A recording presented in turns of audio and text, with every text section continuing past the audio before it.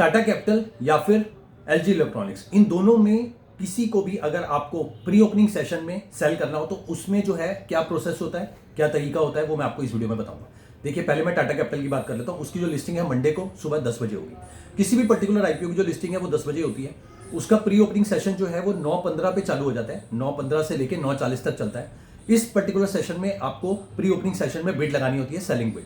ठीक है, buying bid भी लगा सकते हैं, सेलिंग बिड भी लगा सकते हैं।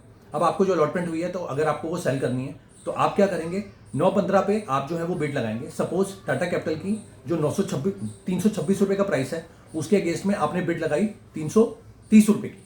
ठीक है, अब जो प्राइस डिस्कवर हुआ 9:45 पे, वो हुआ 335 रुपए। तो आपका जो आईपीओ का जो अलॉटमेंट है वो 330 पे नहीं बिकेगा, वो 335 पे जाके बिकेगा।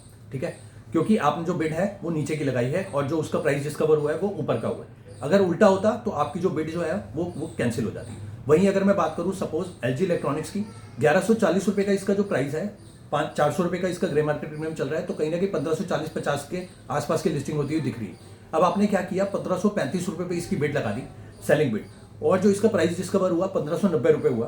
तो उस केस में क्या होगा, आपका जो शेयर्स है वो 1590 पे बिकेंगे, 1535 पे नहीं बिकेंगे, क्योंकि आपने जो बिड है प्राइस डिस्कवर से नीचे लगाई है। अगर बाई चांस इसका प्राइस डिस्कवर होता है 1500 पे, तो आपकी जो बिड है वो 9:55 पे कैंसिल हो जाएगी। 10 बजे जो है आपको फिर फ्रेश सेलिंग बिड लगानी होगी।